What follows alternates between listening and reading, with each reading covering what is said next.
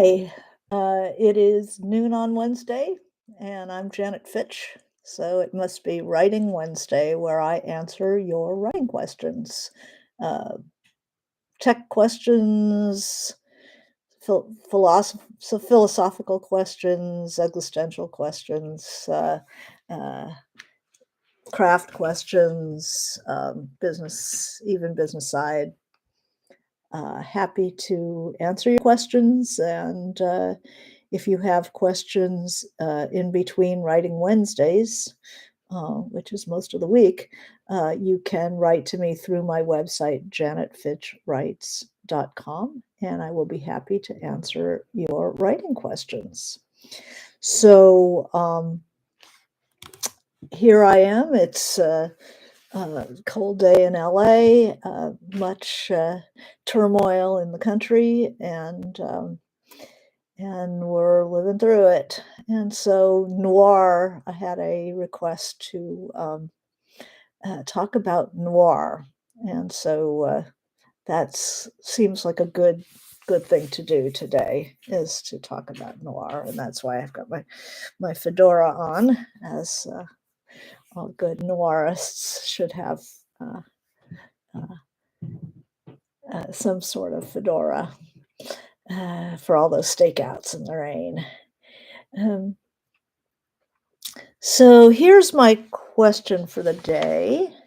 It was, um, and feel free as we go along to ask your questions in the comments. I'm always taking questions, so this is for you, and so to get your questions answered. So this is a question from Brenda. And Brenda asks, I'm writing a piece about noir for Substack that she's launching, and for a local newspaper on a film noir series. I've always been fascinated by the genre, but have never tried writing it. And one thing that struck me recently is that you write literary fiction and noir stories.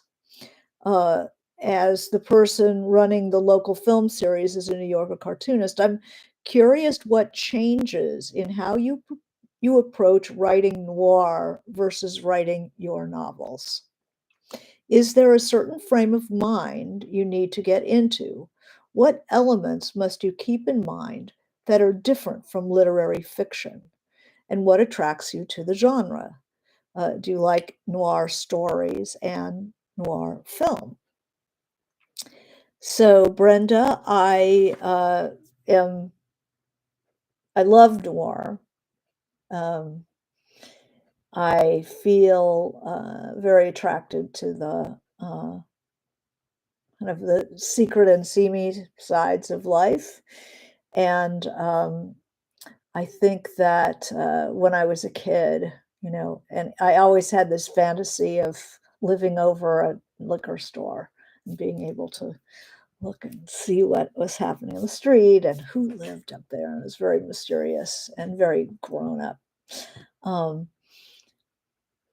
I think that my noir stories have been. I was asked to do them because I write literary fiction, and the two Akashic, Akashic, um, uh, the publisher Akashic Books has a series of noir, city noirs.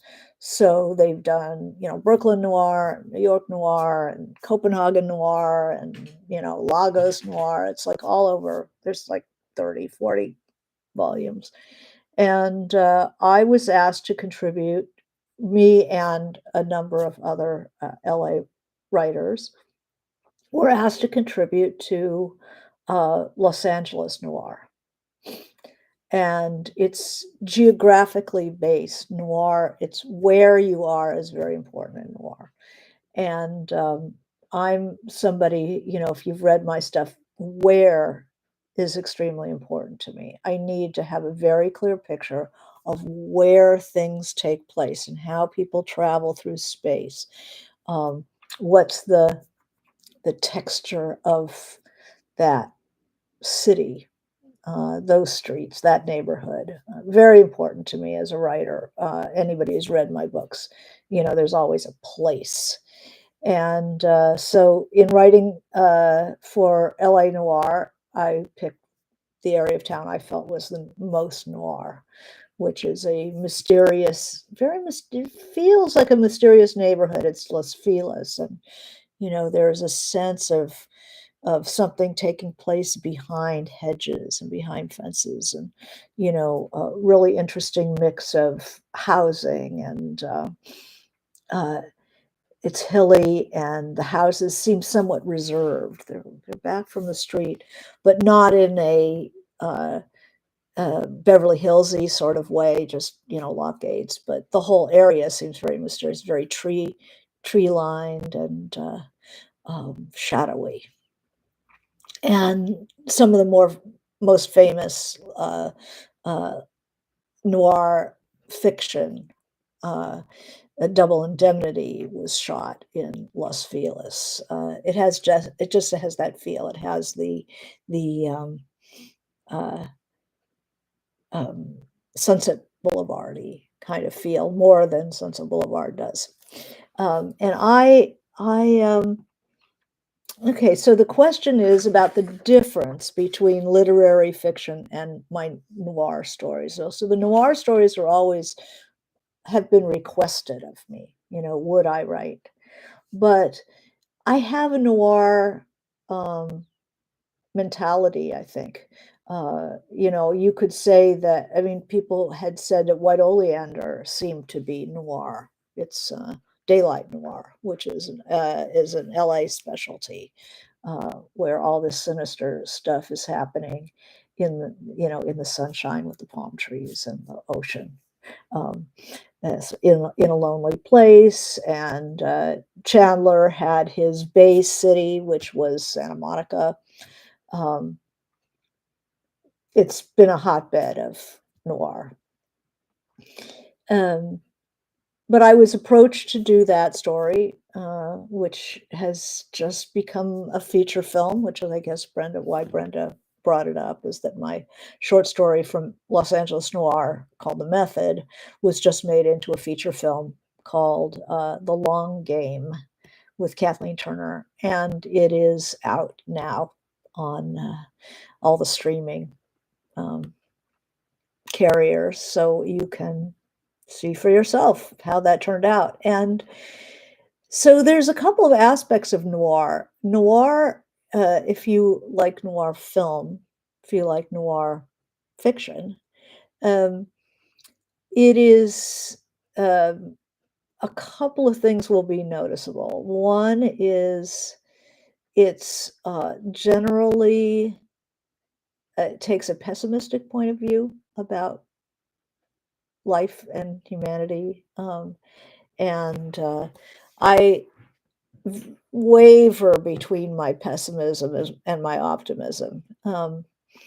And so I like writing noir, I think, because it's a place for my pessimism. Hi, Jeff. Good to see you. Hey. Um, it's a place for my pessimism. It's like they say the film, a classic, contemporary noir, modern noir, Chinatown, that there's you know, the detective, the shifty woman in trouble but untrustworthy, um, the mystery, the corruption, is very much a part of noir. Noir is, the game is rigged, you can't win. But the detective usually in classic noir is sort of a knight, and he's a knight errant. He's a Philip Marlowe, Chandler's detective hero. He's like he's like a knight for the side of good without really believing that good triumphs, but he has to do it anyway. Um, the noir heroes are usually good guys who are well aware of the sewage, they're well aware of the world that they're living in. So it causes often a lot of really, really good dialogue because when you have the good guy who nevertheless knows what he's up against, there's an irony and a sense of dark humor, especially in their way of looking at the world. I know I'm going to lose. I know I'm going to get beat up. I know that, the best I'm going to do is maybe get to the bottom of this. Um, and it is kind of a nightly, with a K, a nightly quest for justice, some kind of justice. But the overall tone of noir is usually that the force of evil does triumph in noir mostly. Hi, we got Sarah and we got um, Brenda. Oh, Brenda, you're here, and Cedric's mom, Diamond Dove, the hat. Yeah, I had to have my noir hat on for this. Um, so Brenda. I'm doing your question about noir. It's like, how do I? Um, the thing that struck her is that I write both literary fiction and noir, and curious and changes how you approach writing noir versus writing my literary fiction. Uh, a certain frame of mind. Yeah, I think it's noir. Noir comes out of the World War II. There was some noir before that, but it's a sense of deep cynicism about the human condition, and it's going to reflect that. It comes out of post-war paranoia. So, every street reverberates with, unseen elements. Um, for me, the difference between writing, oh, so I was talking about Chinatown. It had been written by an American, and there's corruption, there's, a powerful man who has his way with the city, the world. There's corruption all over the place, and the cops kind of like, well, what are you going to expect? But Jake, the knight, has to forge on through and try to discover what's really happening and see if he can right the right or wrong. Hi, Llewellyn. Uh, very noir, huh? Hi, Listen. Good to see everybody. Um, but when um, Polanski was looking over, I guess, over the screenplay, he was the director, Roman Polanski, and he's a European, and he had lived through the war, um, hiding. I mean, his war was not a cozy armchair one, right? Like many millions of Europeans. And so when he got to the end where Jake, kills the bad guy, saves the woman and her daughter, and they drive off to Mexico together. This is not noir. It's not a noir ending. And Polanski, being a European, said this is not how that story ends. He doesn't have it's a yearning to make the world better, and that doesn't happen in noir. The sadder but wiser ending is the way it goes. And in Chinatown, Polanski rewrote the ending. He said, no, no, that's not how it ends. It ends that the bad guy gets away with it. The woman in danger, if nobody's seen Chinatown, I'm sorry to spoil it for you. Let's just say that he gets away with everything, the bad guy. And the cop and the detective walk away. Um, and it's like, that's the world. It's called, the movie's called Chinatown, and the ending is like, well, that's Chinatown, you know. You live in a corrupt world, and there it is, and here it is again. It's basically the ending of that movie. So if you're hoping for a, nice American happy ending, you're not gonna find it in noir, real noir. And it sometimes happens when a movie is made from a noir movie, when a movie is made from a noir novel or story, uh, because we all kind of, especially Americans, are kind of long for the happier ending, that we filmmakers sometimes cater to that, and it to me it takes a little bit away from the lingering power. Imagine Chinatown, where with a happy ending.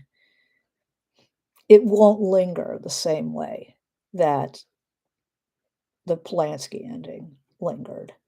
Um, so Linda, Cedric's mom, read an awesome noir by a female author, Dorothy B. Hughes, and I actually use Dorothy B. Hughes wrote a fabulous noir novel called In a Lonely Place, um, with it's it was made into a movie with Humphrey Bogart and Gloria Graham, who she of the wonderful Overbite.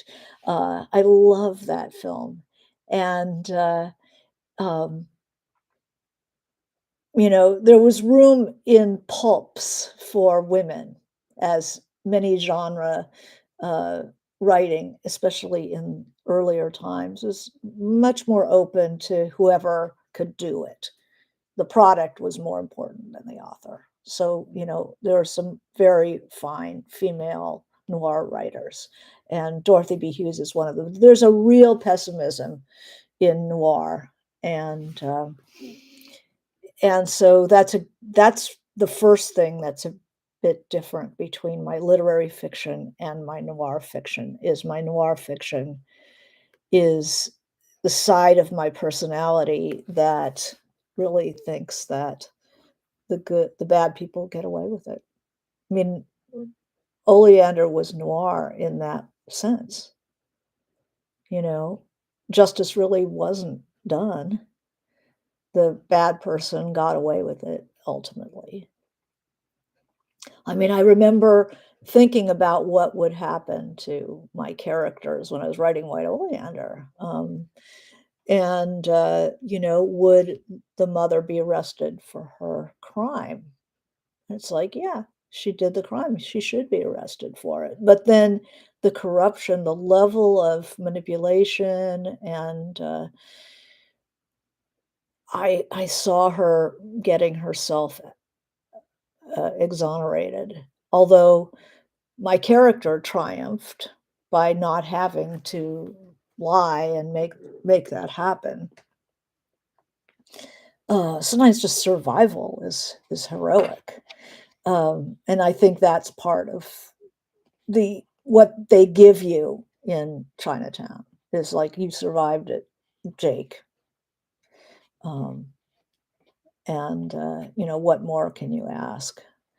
Um, I think that um, the change of approach in noir. I think that a noir character is slightly more limited than a character in literary fiction, um, because it's going to be more about the plot, and you need a character who will um, serve the plot, who will generate the plot, who is a little more single-minded than a character in literary fiction. And from the beginning somebody's going to die. If there's nobody died, then I don't see it as noir. That's where you start. Who's going to die and how and why? Um, so I won't say it's not character driven. Character driven fiction, literary fiction, is a character has their series of characteristics, good and bad, a mix. And then there's a pressure is put on the character by a situation or circumstance. This is the XYZ uh, method of thinking about fiction. Um, Character has all these traits. They're in a situation that puts pressure on them. And some of the traits turn out to be helpful, and some of the traits turn out to be unhelpful. And in generally in character driven fiction, as the characters working it out, they realize what it is that their own weakness, and then they have to address that to accomplish what they intend to accomplish. Whereas noir generally is an exploration of a corrupt world. And you have a protagonist who is in some way often prey in that world. And what they learn is how freaking stupid they were. And, if you think of a book like Double Indemnity, it takes a while for the loser uh, guy who in the movie is played by Fred McMurray. Um, it takes him a while to realize how he's being played. Um, so it's a plot. It's more plot driven, and the characters in noir are will have that cynical streak. Maybe there'll be an innocent in there somewhere, somebody's secretary or something. But it's a game of wise guys and people wising up. I think that's more uh, where what noir is about. Brenda says, so that's why Casablanca is not noir, because of the way the characters change for the better. I think it has noir elements, Casablanca,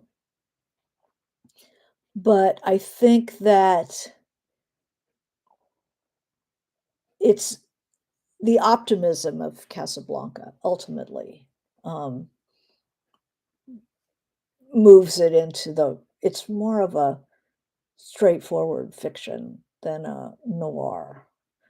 Um, Whereas something like the Black Falcon, um,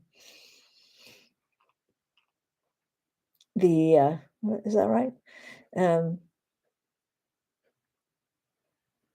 the shady female, the should know better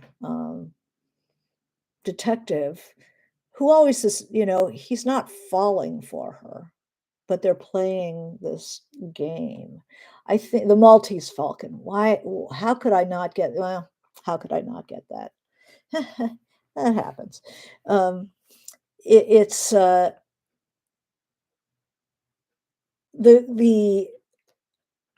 detective is not living in some dream world. That they're fully aware of who they're dealing with, and I think, if I wanted, if Casablanca was going to be a noir, there were certain elements that um, Rick's incorruptibility would be maybe not so incorruptible if I wanted to make that a real noir. Um, it looks good. I mean, the people who shot those noirs were all Europeans. They came out of um, Czechoslovakia and Germany, and they had seen some stuff. And the black and whiteness especially the light and dark. It's very contrasty, good noir, and there's a suspense and a kind of a sense of dread that comes just from the starkness of the bright whites against the dark darks, and a lot of diagonals, just the way they're shot, um, is unnerving and disorienting to and very beautiful, but very stark and very German. It comes out of German expressionism. Um, so by the time the war is going on, a lot of those people have fled and they're in America making films. Um, they The ending is important. I think that one of the what I consider Vertigo a noir. I'm not that familiar with Vertigo. Hitchcock has made some noirs, but he likes a thriller more. Just call it a flat out thriller, maybe. Um, I it's mm, maybe. I think that another thing I do with noir, it brings out the pessimism about people. Uh, One of the constants of noir, especially Chandler, I like Chandler. So, classic noir, Chandler, James M. Cain, Dashiell Hammett. Um, these are the great noirs. And then we have noir in our time, lots of really good noir. Um, I think that a common type of story in noir is where your past catches up to you. That's certainly a constant in Chandler. Um, that you can never leave the past behind. His characters are always people who have come from somewhere else. They've settled in usually in Southern California, and they're doing fine. They become quite wealthy, and then something comes out of the past to disrupt that status quo. There is some rot, there's some corruption in that person's life that they thought they could get away from, and it comes back. So that's a one of the great themes of noir. Um,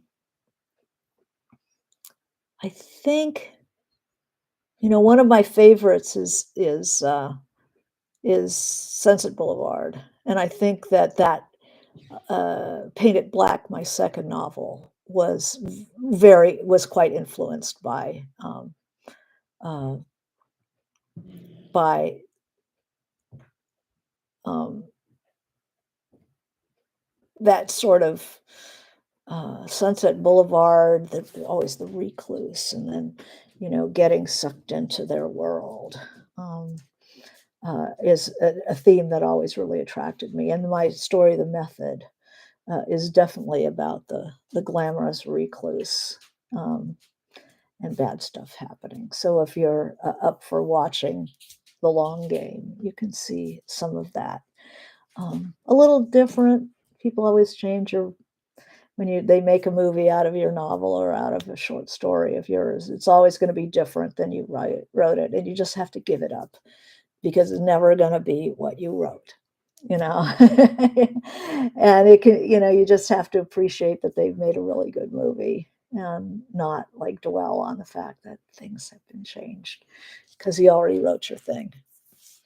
um I'm very attracted to it. I'm considering whether to write a full length uh noir novel. The story that I wrote in Palm Springs Noir, I was invited to write something about the desert, and, so that story, I'm looking at that as maybe, a short novel in the future. I like a short novel, um, but noir we're talking about out of the past, something happens, somebody comes from out of the past, and that's definitely that story as well. Um, it's a fabulous theme. There's even a wonderful noir film called Out of the Past, one of the great classics.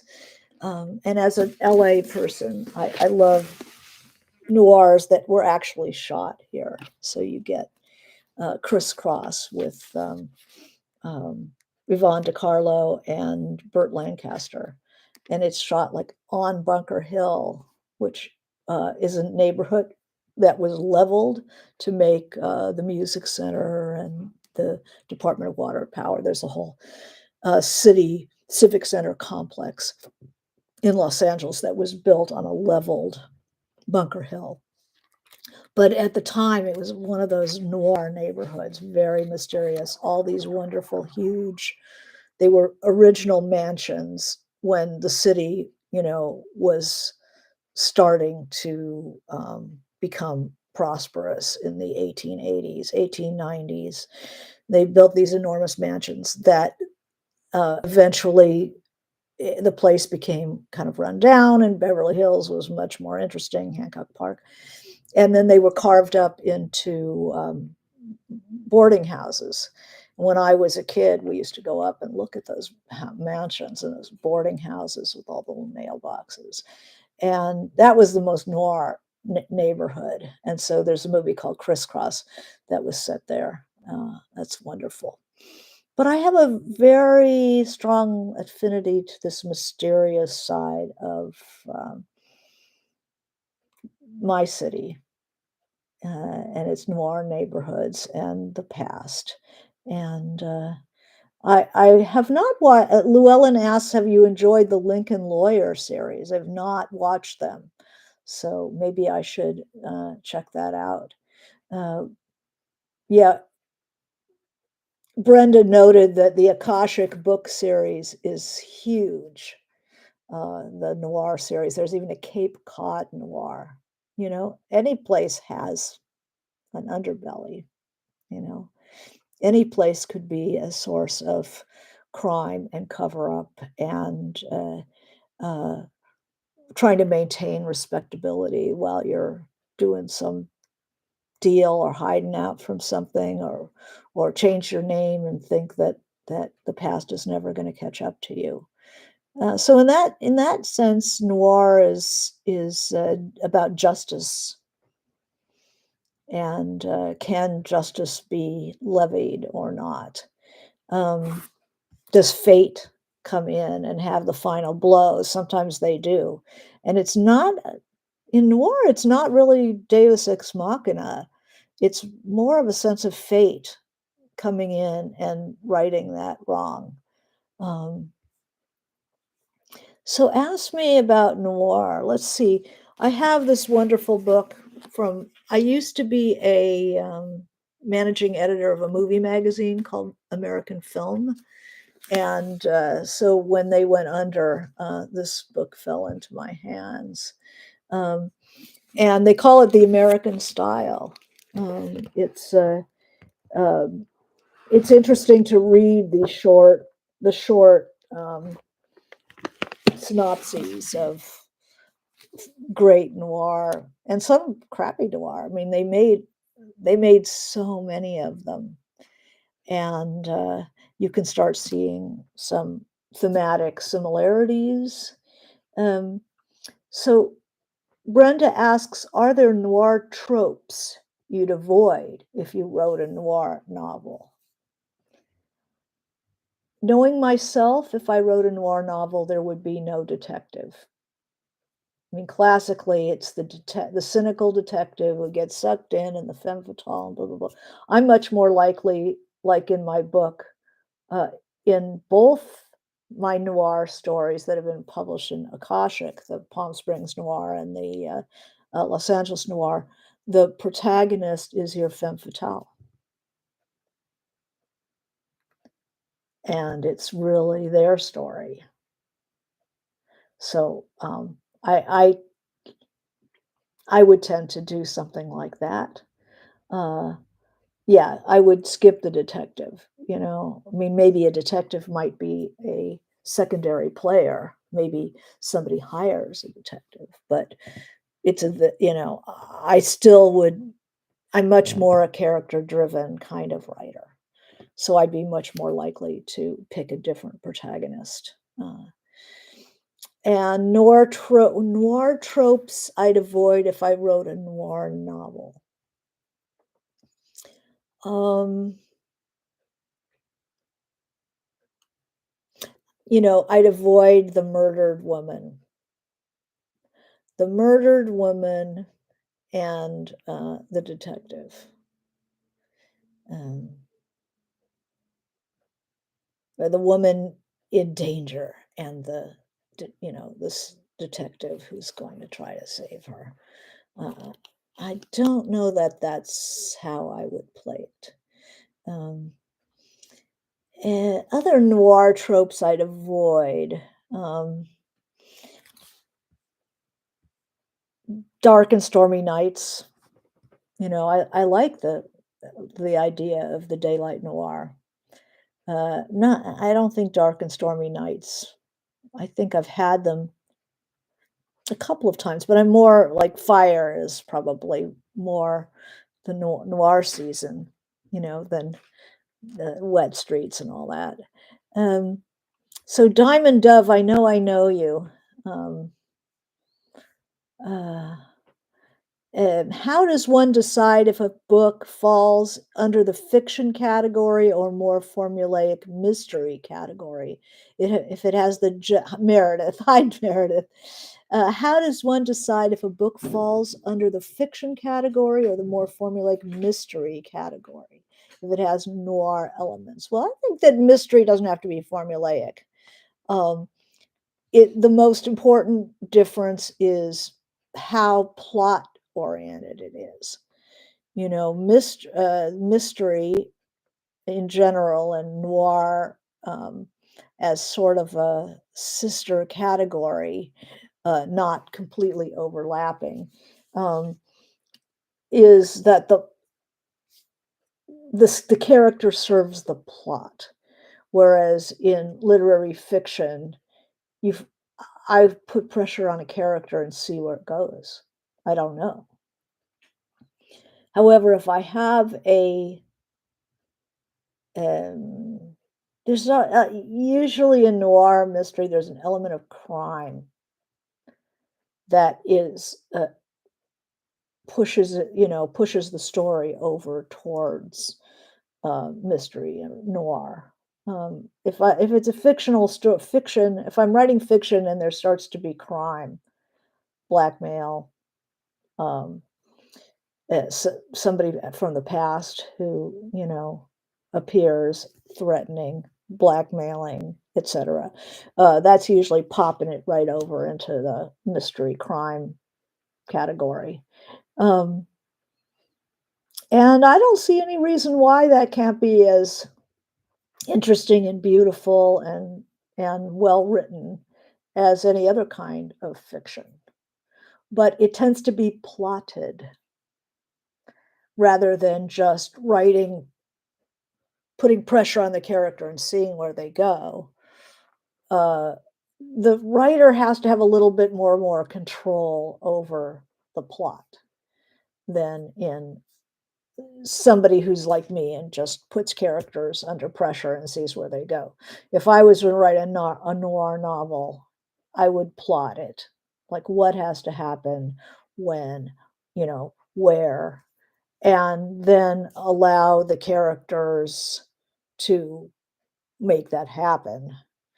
But I don't think I'd just leave it up to chance or up to the characters. So the writer is in a little bit more control of the plot. I'm not a super um, twisty plot type of person. I mean, it's twisty because I'm following a character. So it's like following rabbits, and they do twist. But I think to give a satisfying noir, to get that shape, a satisfying mystery, you really have to know from front to back what's going to be happening. And where are your major twists? And you have characters, your palette of characters is going to be different. Um, I don't wanna see a crime, a noir where,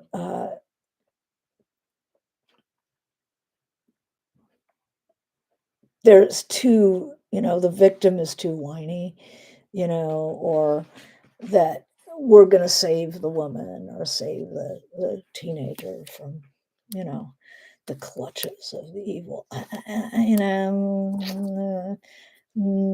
don't like that. I kind of like more I'm attracted to Elmore Leonard, where the there's bad guys and then really bad guys, and it's your protagonist is one of the lightweight bad guys, and he's more locked into that world. He can't just decide to go back to Omaha, he's locked in because too is a criminal and has to be part of that world. Um, uh, yeah, yeah, Meredith says, "I love mysteries, but like the ones with more interesting characters than the thriller plots." Yeah. Um, why is something like here's a thriller. I was watching this show Hijacked. If anybody's looking for a good TV show, Idris Elba. Um, and it's, 6 episodes, something, and it's this guy who is some sort of a security specialist who is on a flight that becomes hijacked, and what he does to um, try to solve the situation. And why isn't that noir? It's thriller, um, but people aren't playing their own, cynical games. Everybody is so earnest. So it doesn't really lend itself to the tough guy, hard-boiled noir uh, kind of story. I think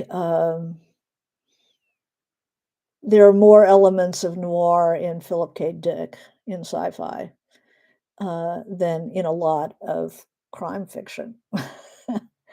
And I think it has something to do with a jaundiced view of human nature. And I find I inhabit that from time to time. So my characters, very few of them will be innocents. They'll all have their own ideas about things. It's like the movie that got made, um, The Method, the Long Game, it's called. Um, the protagonist is a pretty cynical person, and she thinks that she's a tough cookie. But when she gets involved in the game of the noir, she realizes, like, she is a lightweight compared to what she's dealing with. And then she has to decide, do I how hardcore do I wanna be? Who am I? Who am I really? Um, that's very interesting. So what's your favorite noirs? Films or films or or books? I'm a great one for Chandler, so I'll always say, Farewell, My Lovely, The Big Sleep. Um, I like Elroy, you know? Elroy is a mixed people have mixed feelings about Elroy, hi it's not just his characters who are cynical. He's got a very jaundiced view of the human being, and, his people can be really crude, can be really racist, can be really, you know, just gobstoppingly awful.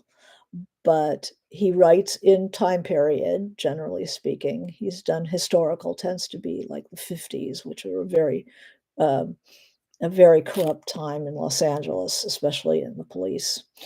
Um, And he writes such a great prose. Oh, here we go. So Llewellyn likes The Asphalt Jungle, um, which I believe is Marilyn Monroe is in that.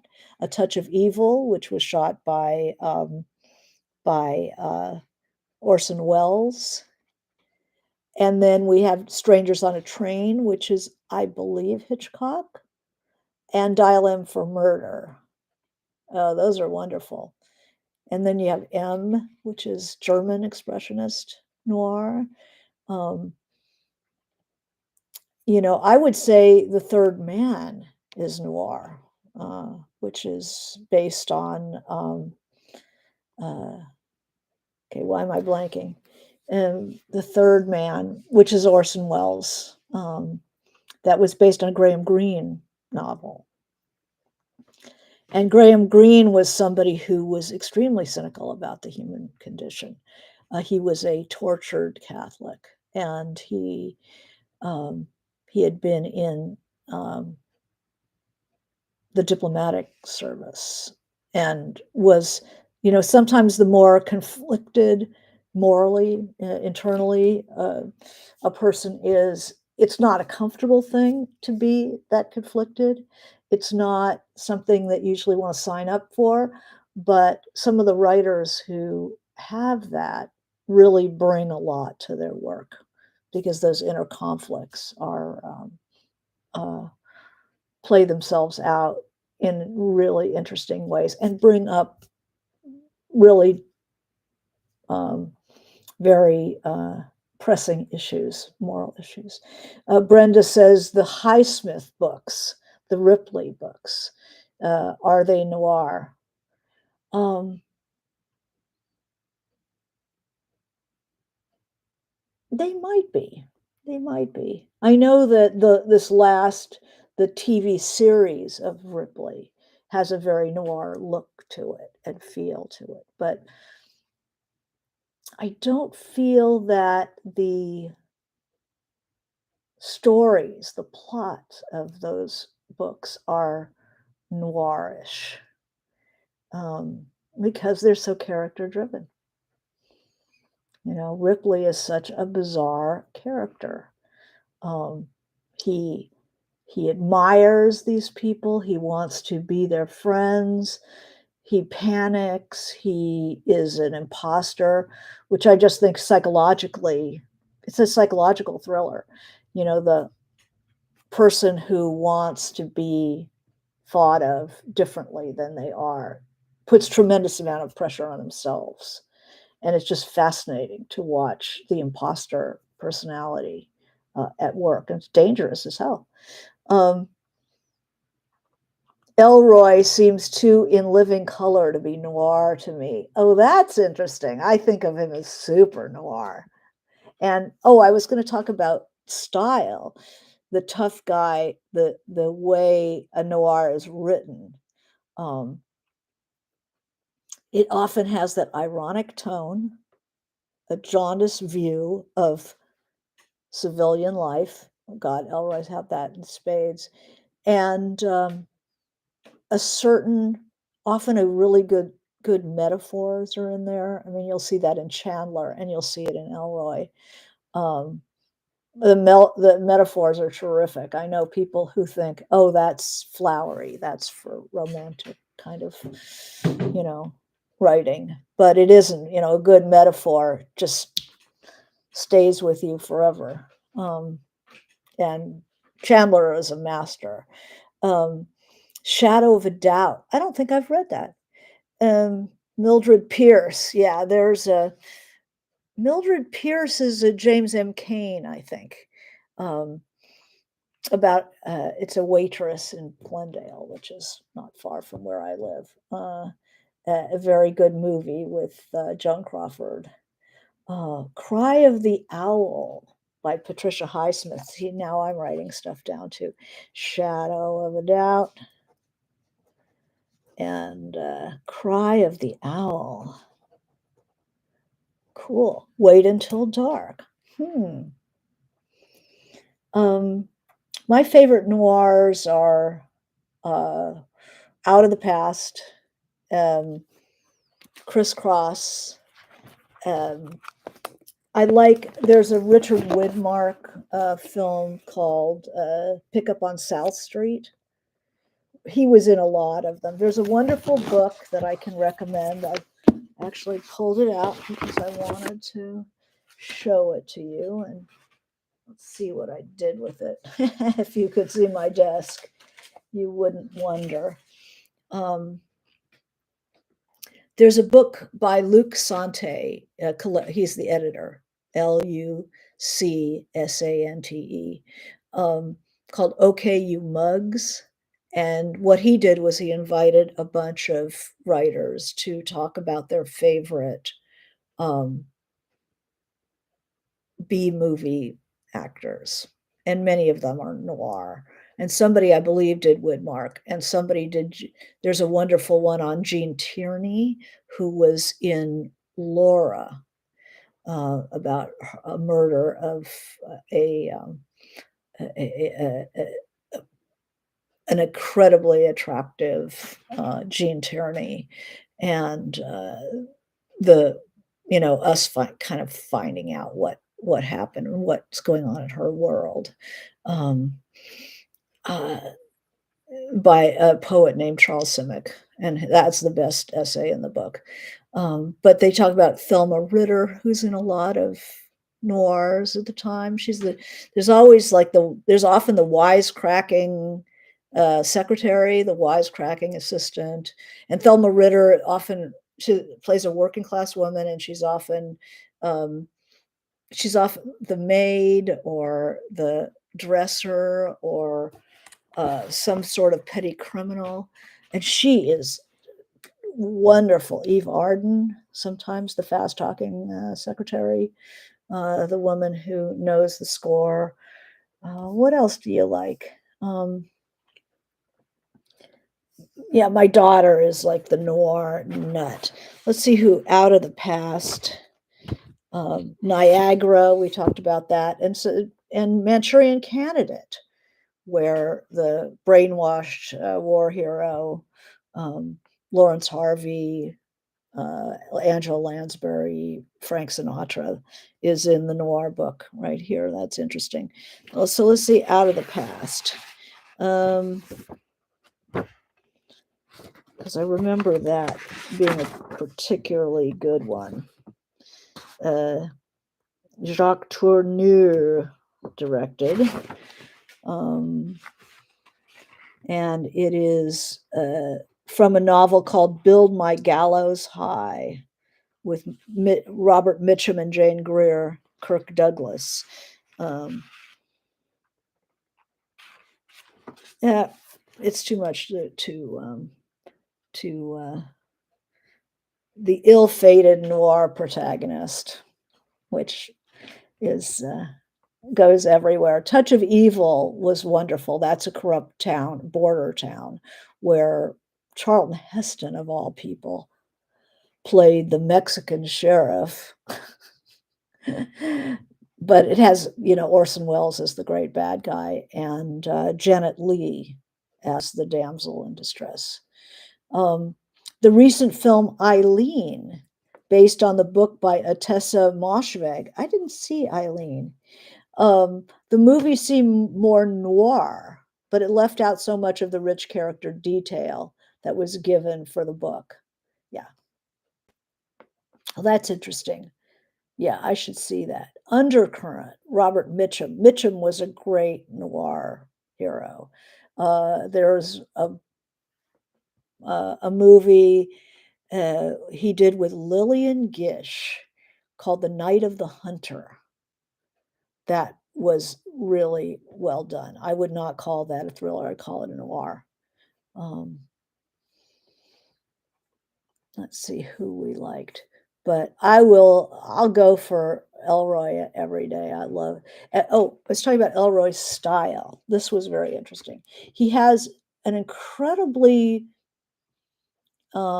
punchy style.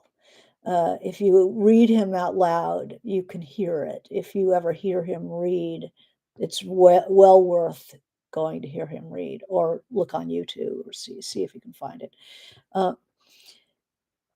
And it's kind of like staccato. It's a very staccato rhythm. It's like uh, machine gun fire or stilettos on a pavement or something. And somebody asked him why, how did he develop this style? And he said that he had submitted a book that was too long. They were told him to take out, cut it down by a 20% or something. And so he took all the verbs out. So there are a lot of sentences that have no verbs at all. And it developed into a style, rather than a limitation, which was very interesting and worth taking a look at. So I'm going to write down in the chat, okay, you mugs, if I can write in the chat. Let's see. Okay, you mugs, by Luc Sante, edited by Luc Sante. Very worth taking a look at. And, Chandler, James M. Cain, Dorothy Hughes, that's a great one. Dashiell Hammett is a little bit earlier than some of these others. He's the Sam Spade writer. He's The Glass Key, The Dane Curse, and he's in San Francisco. So anyway, this is just scratching the surface of noir. But I hope you just think about noir and why is it different, than the average crime novel. And in the meantime, I'm wishing you good reading, and we'll see you next week for Writing Wednesday. Thank you for coming. Okay, bye.